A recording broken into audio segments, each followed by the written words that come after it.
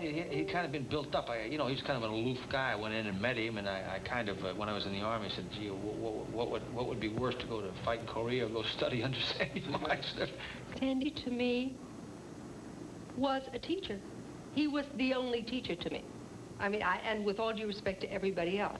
And Meisner came into, excuse me, Sandy, Mr. Meisner, God.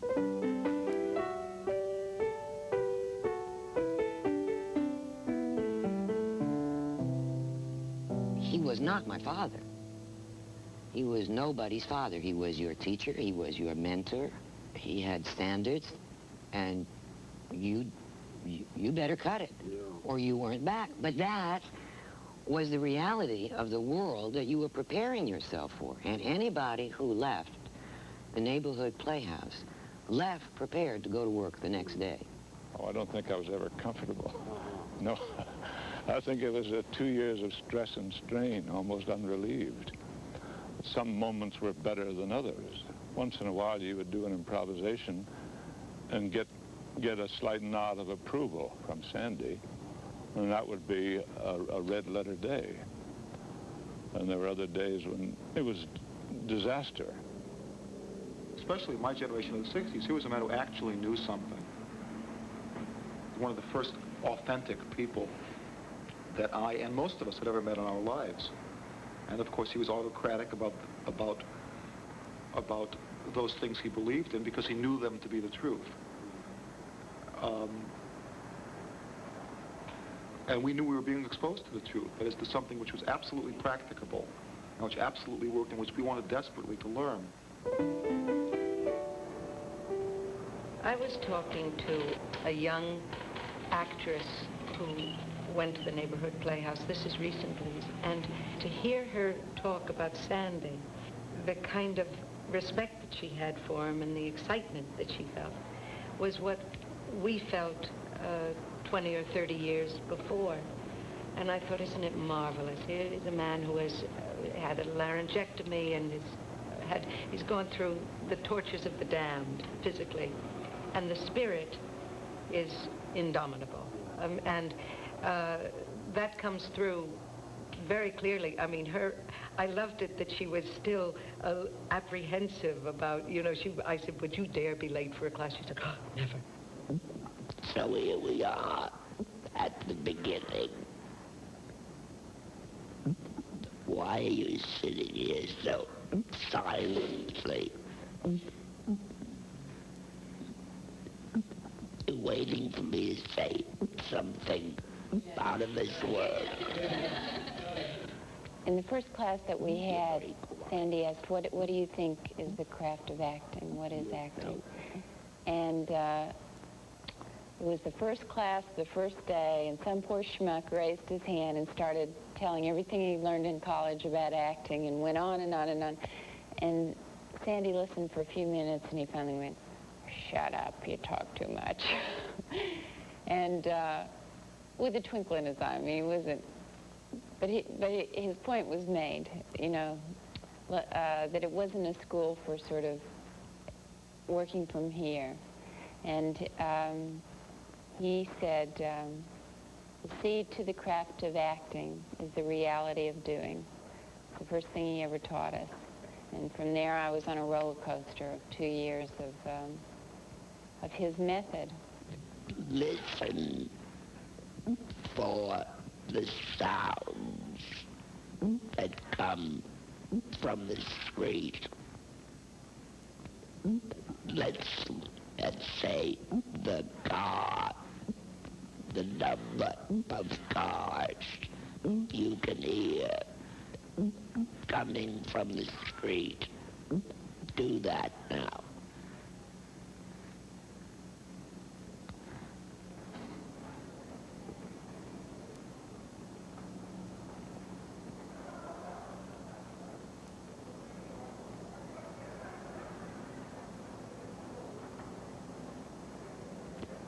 Let me ask you this. Did you listen as yourself, or were you playing some character? Did you do it in character, theatrically, or did you count? Yeah, me, I counted. You counted. Yeah. What about you? First I was listening as a student, like The character, yes. and then I was confused because I couldn't decipher, I couldn't hear a car, and the sounds were confusing. And then I heard what I thought, I'm pretty sure it was a car. And then I got bored, and then I heard another car, so I heard two cars. We won't discuss the boredom. So part of your acting was legitimate. Yeah. And 2/3 of it was fake. Yes. What do you do when you teach acting, Sandy? I mean, is it possible to talk about what does an acting teacher do? What are you teaching? When I first began to teach, I taught with that kind of semi-intellectual manipulation which one sees at its worst in the colleges, you see. And rules, intellectual theories, Yes. you know. You can talk about how to play a part, but until it finds its living roots in you, it's in your head. It's what? It's in your head. In Yes. your head. It's in your head, yes. And I am against the head. Yes. See? You have warm eyes. You have warm eyes. You have warm eyes. You have warm eyes. You have warm eyes. You have warm eyes. You have warm eyes. That's enough of that. It's an exercise designed to eliminate all intellectuality from the actor's instrument and to make him a spontaneous responder to where he is, what's happening to him, what's being done to him. See? In the beginning, there's an enormous amount of work and time devoted to getting rid of all kinds of prejudices about what acting really is, so that the initial work is a sort of a process of getting the actor to really pay attention to the other person. Isn't that correct? Your hair is shiny. Right. Your hair is shiny. Your hair is shiny. Your hair is shiny. Your hair is shiny. Your hair is shiny. Your hair is shiny. You're making reading in order to create variety. You follow? Yeah. Don't. Okay. Do it again from another object. That process went on for a considerable length of time until we were truly able to surrender all the sort of theatricalized behavior that we'd all practiced, you know, in summer stock or whatever it was that our varying backgrounds had provided for us. Your earrings are small. Your earrings It's are shiny. empty. It's inhuman. Right. But it has something in it. It has connection. It's a connection which comes from listening to each other. But it has no human quality yet. Often he said acting is like playing the violin. He says it takes you 20 years. Well, he used to say it takes 20 years to be an actor. And somebody said, well, why? Why does it take 20 years? He said, because for the first 20 years, you have to think about it all the time. And finally, like playing the violin, you don't have to think anymore where you put your fingers on the bow. You know, I mean, on the strings there. You just know where. He said, it's going to take you 20 years to become an actor. And I thought, how dare he? I played Lilium in college. I'm an actor already.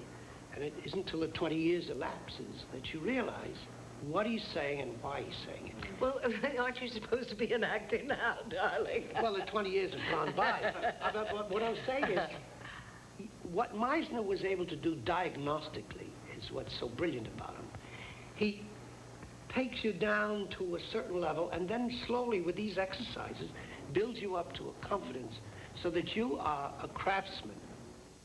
One nice thing about dealing with people from the Playhouse is that they've been trained viscerally, ineluctably, to put their attention on something other than themselves, so that it's a lot easier to work with them. When you have to cut through the various layers of self-consciousness, which come down to protectiveness, most actors being badly trained are terrified of being foolish, of looking foolish, of doing something which is out of their control. I mean, but you have to if you're going to be any good. Your value as an actor depends not on you, but on what your partner does to you. And for that, you have to be wide open and receptive. Don't agree with me. Do it. In around 1924, something like that, the Moscow Art Theater came to America for the first time. It simply astonished everyone with the perfection of their acting and the depth of their bench, so to speak. Everybody was good, and they had 4 famous great actors, and all the rest were wonderful too. And the smallest parts were played by wonderful actors, and everything was worked out so well, whereas we were used to things being done perhaps in a more shoddy way. But also, the fact is the American theater wasn't really mature then, and most of our plays were very shoddy plays. We didn't really have first-rate, world-class theater till Eugene O'Neill came along sometime later. In any case, all the American actors went and were astonished. And some people immediately declared themselves disciples of Stanislavski. When all of these people saw that there was a man who approached this in a very scientific way and said acting has to do with reproducing honest and truthful human behavior in imaginary circumstances, and there's a way we can break this down into moments and into attitude, that's the sort of major breakthrough that I think was made in the 20s and 30s in this country, or beginning to be made, when people began to take Stanislavski and make it American. The group theater was formed in 1930 at the beginning of the Depression. Its leaders, directors, Harold Klerman and Lee Strasberg, and producer Cheryl Crawford created an American acting ensemble based on the Moscow Art Theater, using Stanislavski's work as a guide. Meisner was a founding member.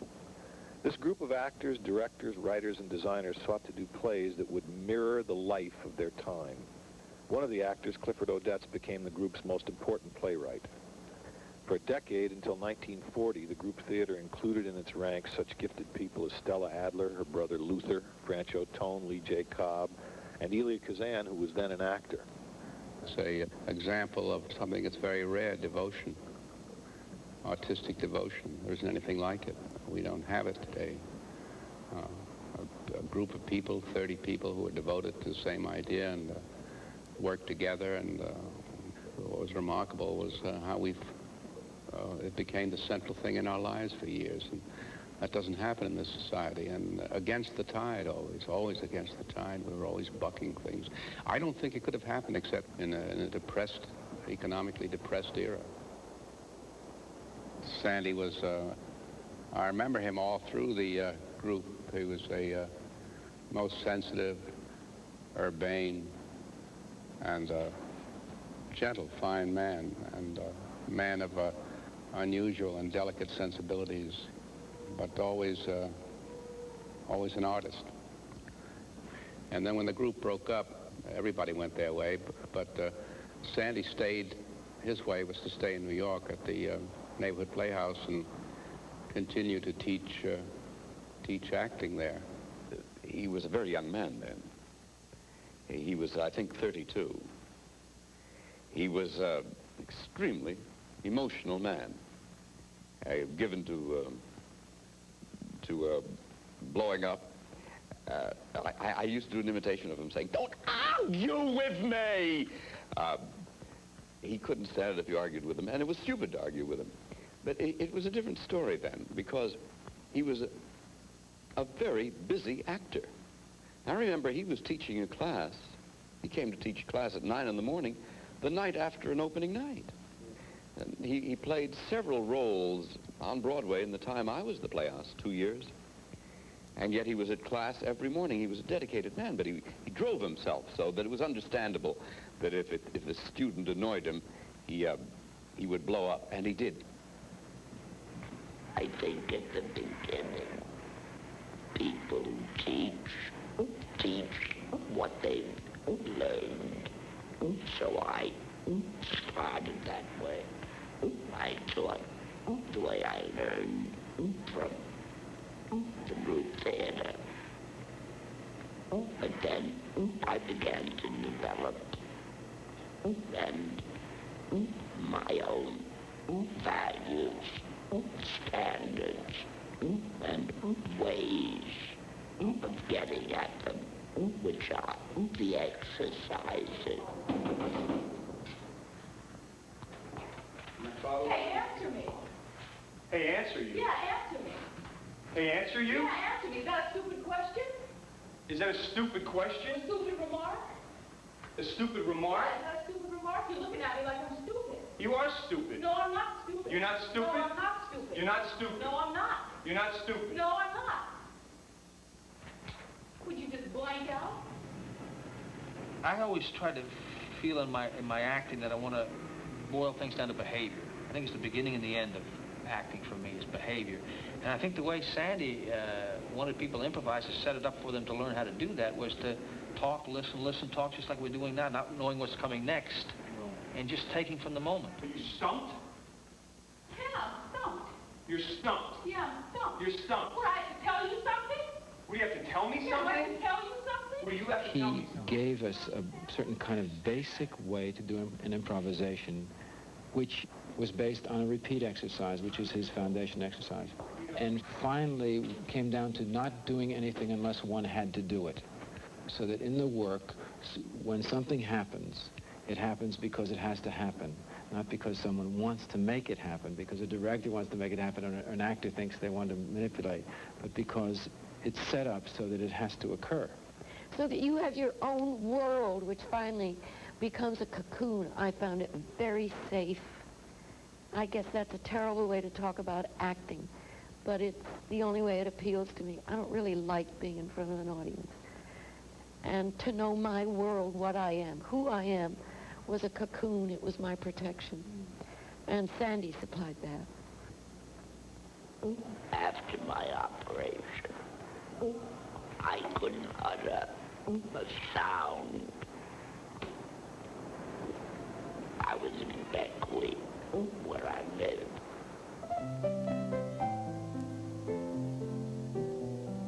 I used to go to a beach there and practice every day.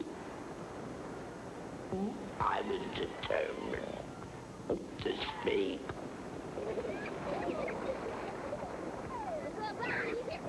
I practiced assiduously. I don't know any reason why I shouldn't speak the way I used to. Speaking is different. Well, sure, he's had his larynx removed. He's had a terrible car accident, and it doesn't seem as though it's really slowed him down. I mean, he's still goes to Beckley.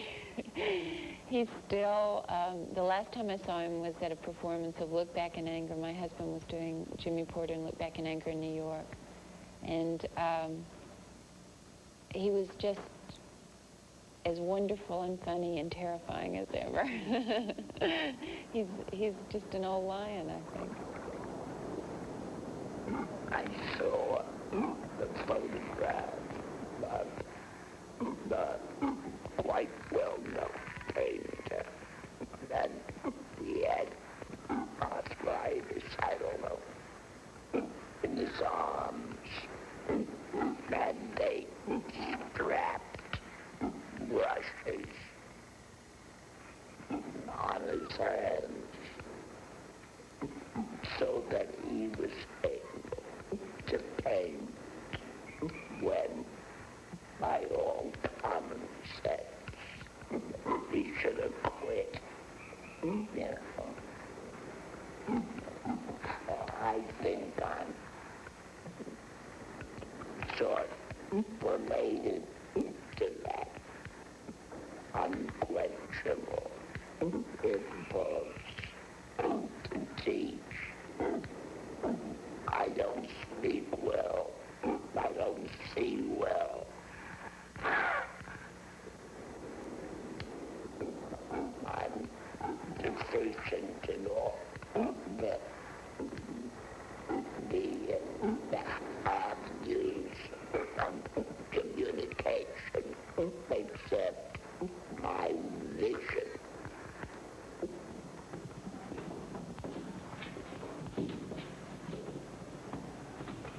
I say, don't act. Don't fake. Don't pretend. And don't anticipate that she's gonna knock at the door. Now that will train your concentration, your active faith, and it may be your emotion. Then you can say you're learning how to act.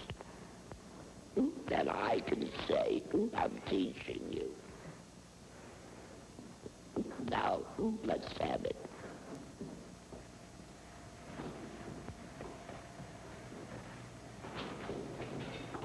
Hi, Manny. Hello, Joe. Have you seen Father? Yeah, he's down here in the garden. What Sandy did is begin to examine the fact that dialogue is the last thing that happens anytime between two people.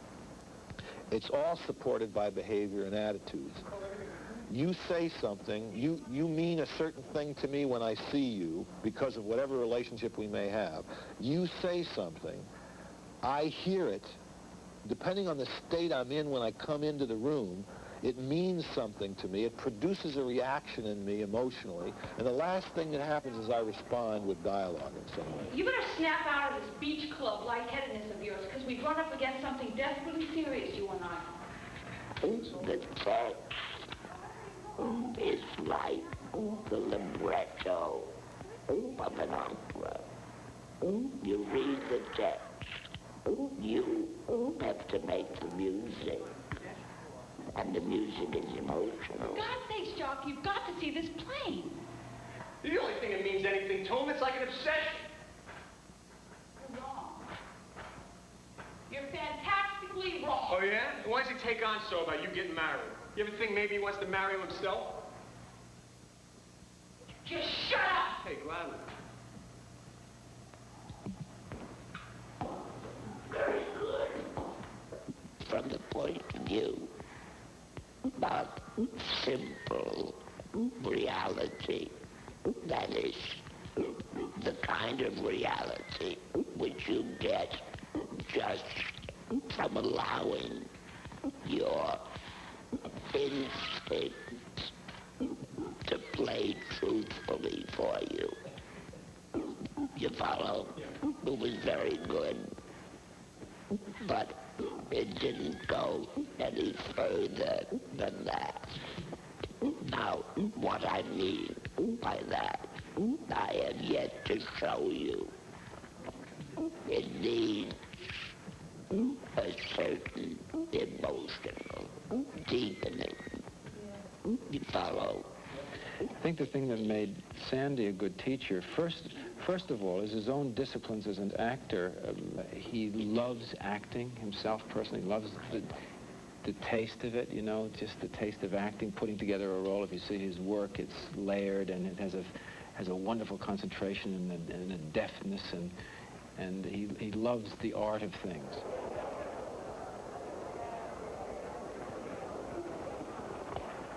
Sit back, ma'am. I have no desire to frighten you. I know how to sit, Mr. Stanley. Why do you smile, ma'am? Would you really like to know? I ask the questions here. Why? Because you're purring like a pussycat, but you'd really like to knock my head off. Is it not a fact, Mrs. Brown? It seems as if he's improvising. It seems as if this strange creature just came to life that moment before the film, before the camera, and is living out this intense existence. And that is exactly what he wanted acting to be and what he tried to get us to do. Did you not continue seeing Mr. Ellis after you turned down his proposals? Yes. And he, on his side, kept seeing you? Yes. I kept seeing him as a friend. Oh, you kept seeing him once or twice a week as a friend? Yes. Did Ellis and your husband ever meet before that night? No. You thought you could keep them apart? They would never meet? Yes. Yet you unlocked the back door that night and let Ellis in. Yeah, but I asked him not to come. You don't want him there? No. You don't want him in your home. You know it's dynamite. Well, he was there. Did you have to unlock I the think door? that Sandy really did want to be an actor, and I think that the delicacy of his feelings were not reflected in the way he looked. I mean, I think that Sandy's quality as an actor was an extremely poetic quality, but what was he going to be cast as? And I think that personally, I think that injured him. And I think that he, to a degree, turned his back on acting. And there are many of us that have to be extremely grateful that this happened. The most obvious market for something like this would be professional.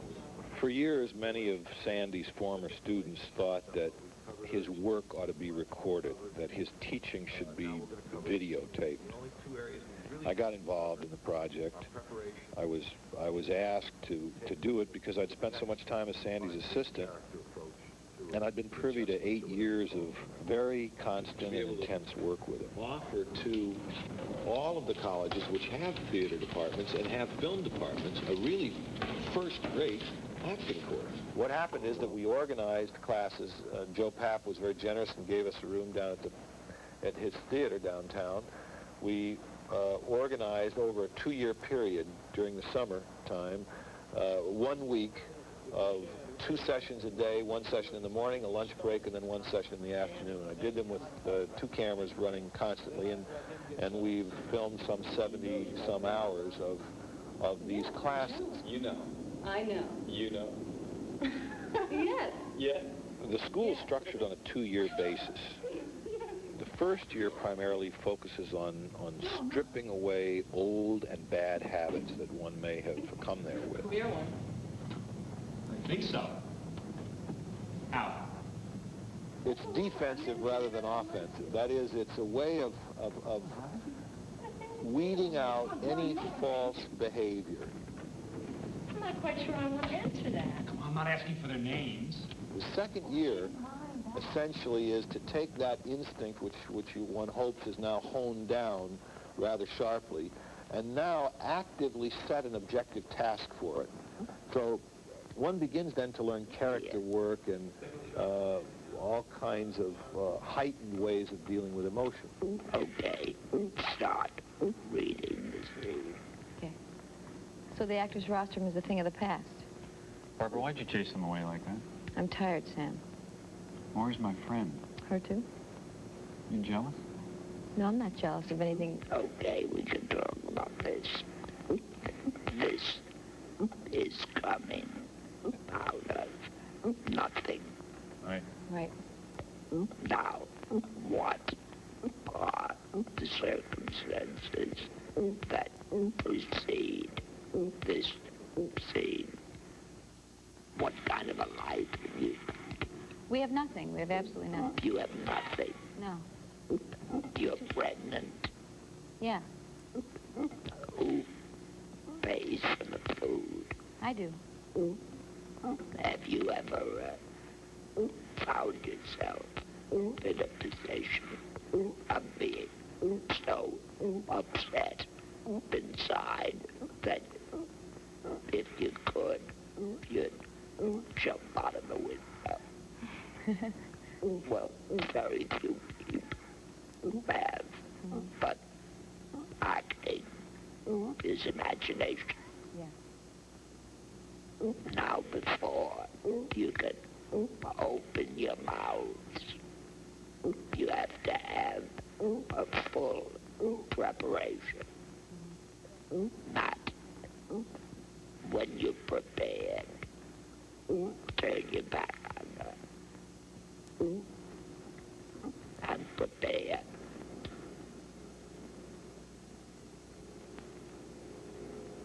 We got to a place in the method that's called emotional preparation, which is your way of becoming emotional for a scene. If you have to cry or if you have to laugh or whatever you have to feel or for a scene, it's a way of preparing for that. And when that happened, suddenly I had the bull by the horns, because I had for years been, you know, my mother was always opening the bathroom door and I would be in there sobbing my guts out. And she said, well, what's the matter with you? And I was embarrassed to tell her that I was acting by myself in the bathroom, that it was just, I had gone into these kind of fantasies that would make me cry or laugh or whatever.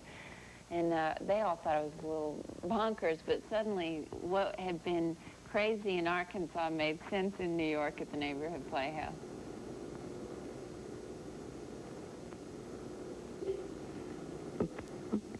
Now stay that way and begin.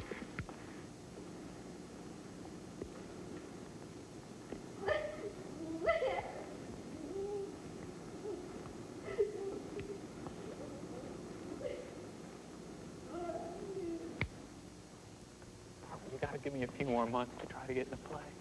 Oh, so it'll be 2 years and 7 months that you've tried. No, Barbara, it's all I ask.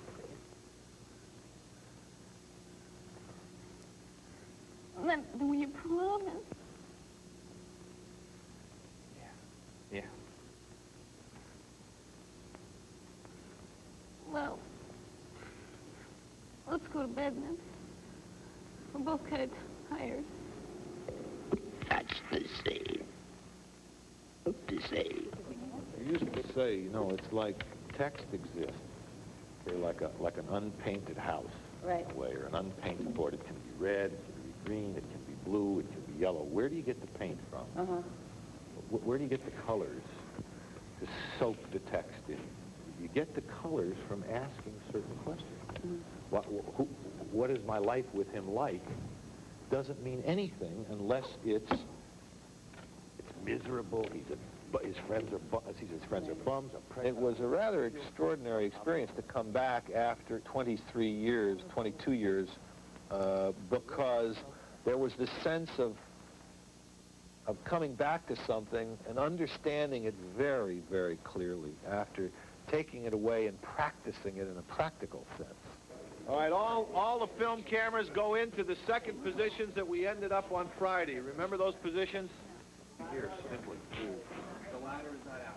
If I have any kind of technique at all as a film director, which is a long way from acting for the theater in Meisner's classes, it's all based on what I learned from Sandy. It's all based on those concepts. There's a spine to it that you got to find, and then you'll find the moments. Don't work on the moments. Okay. It's too early to work on the moments. What is the intention of the speech? The intention of the speech is, I'll tell you something about the world. I'll tell you how sad and tragic it is. What Sandy taught you so clearly is that the basic thing about character is how you do what you do. You know, it's not so much what you do, but how you do it. And what you begin to see is that there are thousands of ways of doing the text. And what is required is a point of view, a real sense of who you are and what you are doing. Could you talk a little bit about the relationship between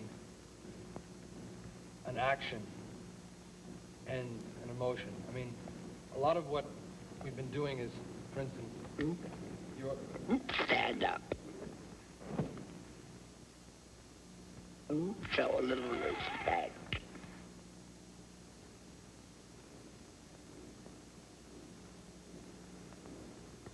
Now, I'm going to tell you something. Did you do what I told you to? Yes. Did it do something to you? Yes. That's the difference between doing something and what it induces in you emotionally.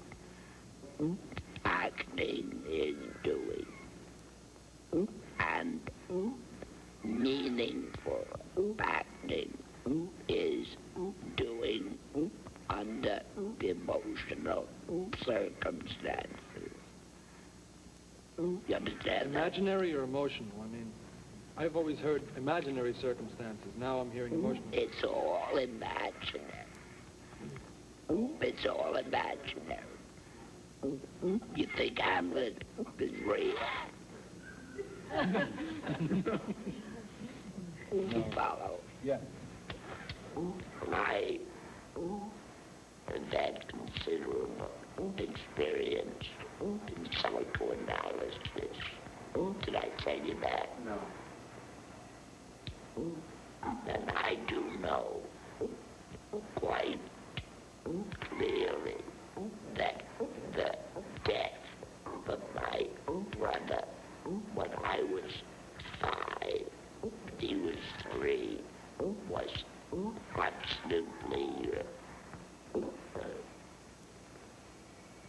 the dominant emotional influence in my life, from which I have never,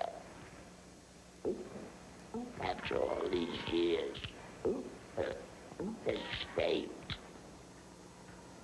When I went to school, after school, anytime, I lived in a state of isolation, as if I was some kind of moral leper, because my parents, who were good people, but not too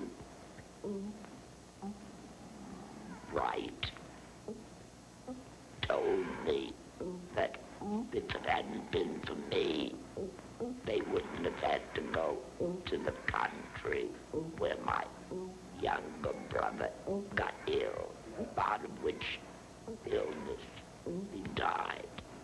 So the guilt that caused was quite horrendous.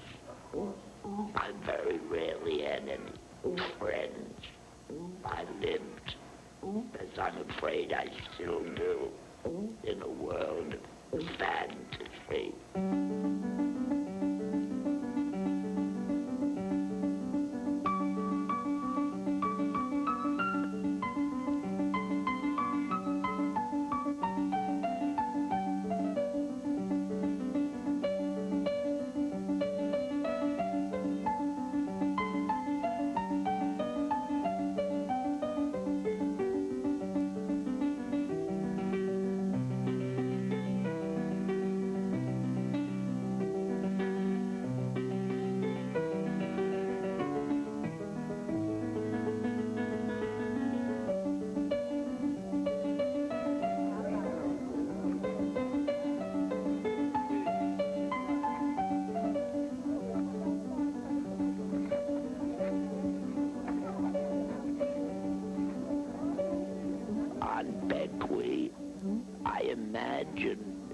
That nobody heard of the theater. Nobody heard of anything that made up my life, you know. I would live in isolation, like Robinson Crusoe. Does it work? Not at all.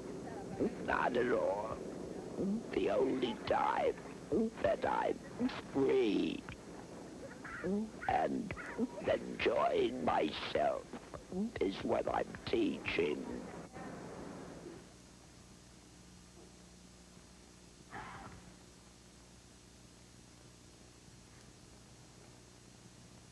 The secret of the stars, gravitation. The secret of the earth, layers of rock. The secret of the soil, to receive seed. The secret of the seed, the germ. The secret of man, the sower. The secret of woman, the soil. My secret, under a mound that you shall never find. The worst possible thing that I can say to you is that it's got to be made interesting. And in order to do that, it means, in its simplest way, to find a way of doing it. Right? Yeah.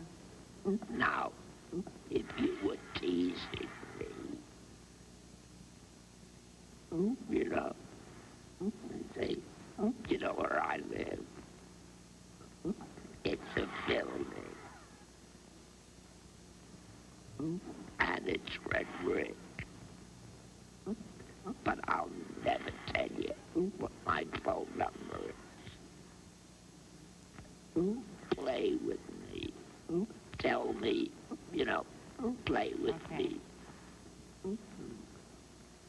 The secret of the stars, gravitation. Get my suspense. I'll try to think it out with you. The secret of the stars, gravitation. The secret of the earth, layers of rock. Francis. Yes. Wait, because what I do. Ah. You forgot that. Yeah. No. Yeah. See? Yeah. I will that too. Okay.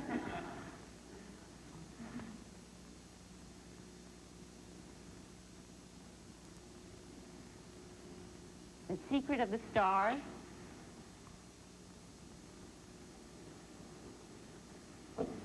Gravitation. The secret of the earth.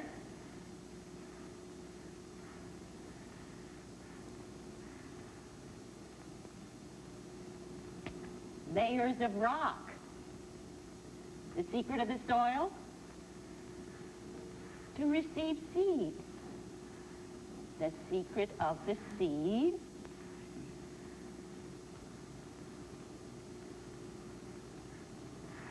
The germ.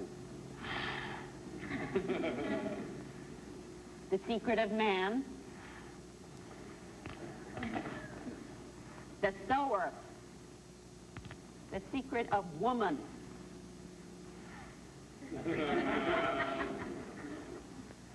The soil. My secret?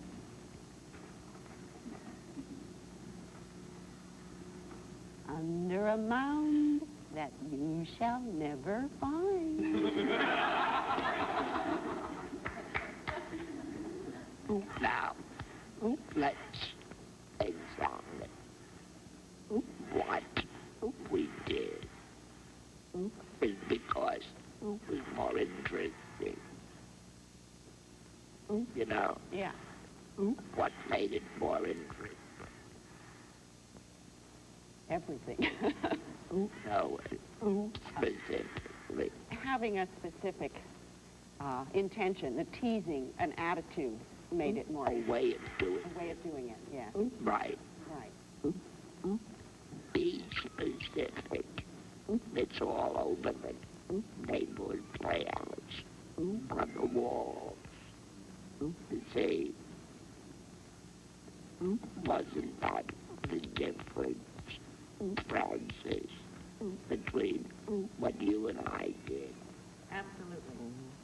In fact, if you have felt the experience of the specific emotion, and then you try to do something and you haven't got it, you really do feel so empty. You just don't know quite what is wrong, but there's something not there. It's a terribly depressing kind of nothing.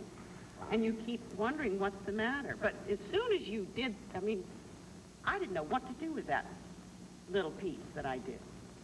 And as soon as you gave me that specific, it was so easy, relatively.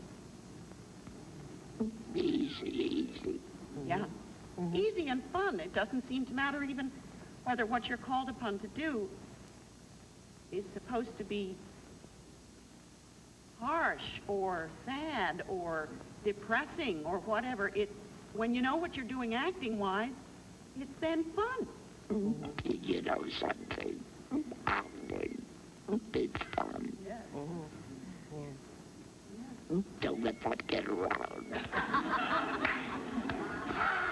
He made you want to act. He made you enjoy acting. And I think when you're young, you're looking for people to look up to. And you run into a lot of people that make you the other way. And not excited. Not cynical. It's all nonsense. There's too much pretend. There's too much nonsense, pretension. So he was very important for me in terms of my enthusiasm. I think of all the people that I directed, I think his were the best taught in a way that I like best.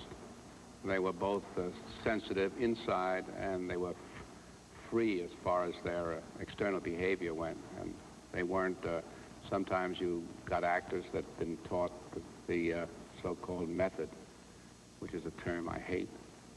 But they were as if they were playing scenes with themselves.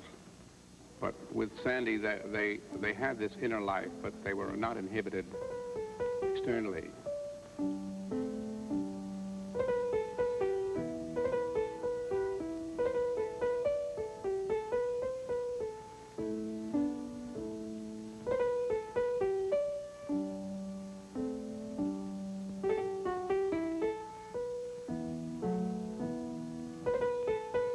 They have a certain kind of energy where what they're doing seems to be being done with a kind of, it's like the energy is contained and it's harnessed and it's specifically pointed onto what the moment is. And 10 hours later hand it back. You're telling me he has to be watched? He has to be nursed and guarded and coddled, but not by me. It ain't nothing you don't learn that later on in life you might need it. And when that day comes, well, you can thank your lucky star that your good friend Boone helped you. What he wanted from you was truthful acting. And he was able to communicate. And the proof of that is the number of people that have come out of there over a 40-year period who've gone on to become people who set standards of acting themselves and changed a great deal about American acting. He is the bringer of the sunshine and rain. He is the force. There's no way to get him out of your mind, you know. Whenever I work on a scene, I find that he wanders through my unconscious and often into my conscious mind. You know, I think of things he's taught me, ways that I might get into the scene, ways I might understand it better. He sets a tone. It's constant, his presence in my life, as a standard bearer. Sandy wants to give, but I don't find there's a show-offy thing that I find in so many other teachers. Look, I'll show you how much I know about acting and how dumb you are, and what a wizard I am. I never felt that about Sandy. I felt that he was truly interested in the progress and helping an actor find his way of getting to a part. And if it deviated from Sandy's a little bit, that was all right, too. As long as the actor made some progress towards allowing his talent to function. Now, play. It's a play. An acting teacher is God to the students. There is a tremendous tendency on the part of a lot of the more recent acting teachers to use their God position to tie people to them, to cripple them almost, so that they're afraid to take a step without the approval of the teacher. Sandy set you free like a good parent. He'd say, go out in the world and do it. It's tough out there. And he didn't say you can't do it without me. Even my job at the law school, I can honestly say I earned. What a teacher! 2 years ago when I married you, you were going to do such wonders with the law as had never been heard of. You had the most beautiful violence about it. Oh, I had some money then. You're a strange case, Francis Battle. Good, I like it.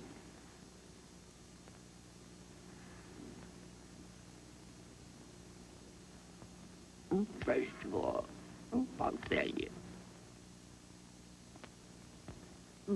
you're all young actors. Sometimes the material is beyond you. Sometimes I see it was quite within your scope. Most of it was. See, and when that happens, you execute it quite well. See, it's when the emotional problems are deeper than you're yet prepared to realize behavior-wise. That's when you, in a way, are deficient. See, but that's not important. You know, because time will fix that. It's very easy to give advice. So, I'm going to tell you something that's impossible. Keep working all the time.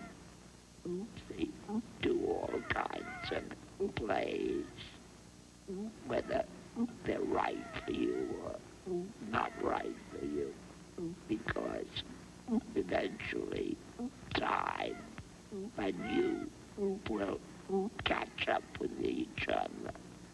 You follow? And your basis, which is solid, hold on to that.